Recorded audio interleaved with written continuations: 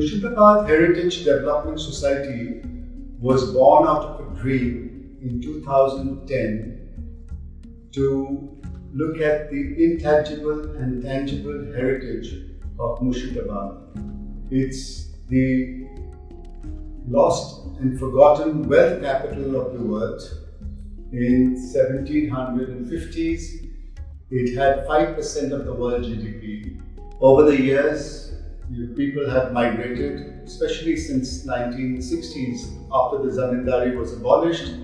All the nobles and the zamindar families migrated from Murshidabad and left it unattended for years until the MHDS, Murshidabad Heritage Development Society, was born out of the association of the stakeholders at the Netaji Indoor Stadium. The program Resurgence Murshidabad was hosted to launch the society. It had some 11,000 people, and on stage we had two very important spiritual leaders, Rashtriya Sant Padmasagar Suri Maharaj, a Jain monk born in Murshidabad, and His Holiness Shri Shri Ravi Shankar Ji, both to inspire the audience to value their own heritage.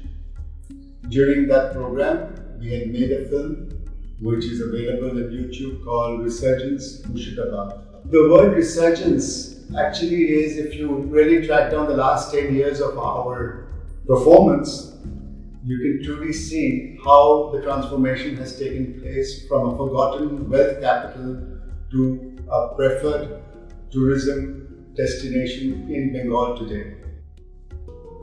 We've been instrumental in doing series of events to motivate and to bring people from around the world to Murshidabad.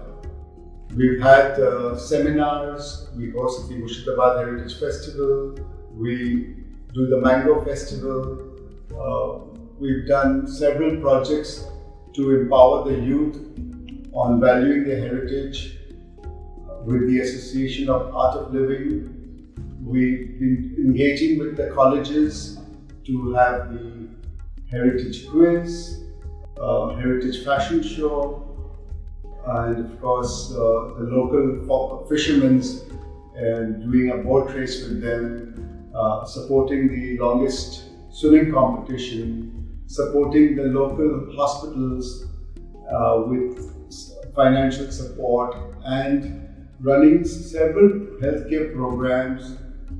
We run a vocational training center. So, the list is endless if you see what we've been doing in the last 10 years. But the interesting thing is that public at large, the local public, have realized that how important the heritage of Murshidabad is today. Initially, when I used to go there, people used to think I'm mad. I'm talking about something called heritage, when everything is lost and forgotten. There is no one, none of the Havelis were open, none of the temples were ringing bells. We have 14 Jain temples in Murshidabad, and with hardly more than 300 Jains with those 14 temples. So it was very sad that the bells were not ringing. The pilgrimages were not happening, which used to be happening earlier with special train coming from Gujarat and from other parts of India. But fortunately, due to this resurgence, things have started showing up again.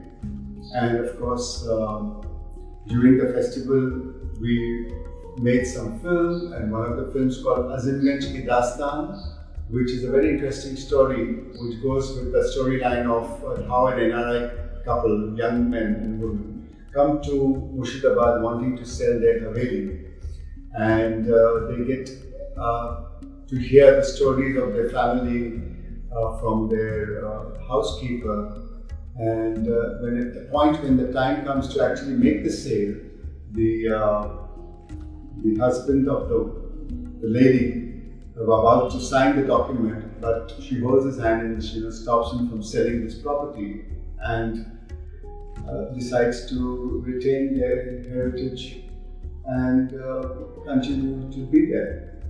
And such motivational films have been made, which has inspired people to start looking at restoring their house and saving it from demolishing. So we had to do a lot of hard work because there were, to save one property, we had to go maybe 20, 30 times to the owners and give them different hope. And somehow they realized, and fortunately, all the properties now in Murshidabad have been saved in the last 10 years. We don't know of any property which has been demolished. The central government and the state government have supported us through the festivals, the tourism department, the cultural ministry, the textile ministry. They've all supported us in developing and promoting the intangible and the tangible heritage. Our festivals draw a crowd from around the world. We've been able to do some interesting research work with the support of SET College and some thesis with the students of architecture, which is really very interesting actually. We've also collaborated with a project called the Silk River, where artists from UK came to Azimganj in Murshidabad and did a residency, and then in exchange we sent artists from India, and they did a batik, 6-meter long batik flags on the whole story between Murshidabad and Matanagar, and similarly along the River Thames. So it was a 1-year-long event which went on between India and UK. So we did the inaugural in Murshidabad and we did the closing after a year again during the Murshidabad Heritage Festival in the year 2019. We've got some of the finest heritage properties of Bengal in Murshidabad. I'm sure many of you have been there, and for those who have not been there, please check our website mhds.in to get an insight as to what Murshidabad has to offer to you.